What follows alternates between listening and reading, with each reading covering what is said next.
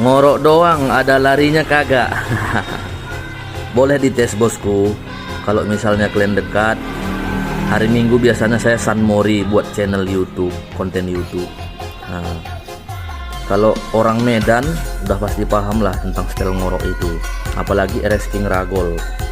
Ini kalau kalian ikuti konten YouTube kita, tahulah gimana RS King Ragol ya. Udah sering kita tes. Ya mudah-mudahan kalau sesama RS King ya, kecuali liaran lah ya. Ya bisalah kita tes. Kemarin sempat kita tes sama yang RS King Kolong style Medan.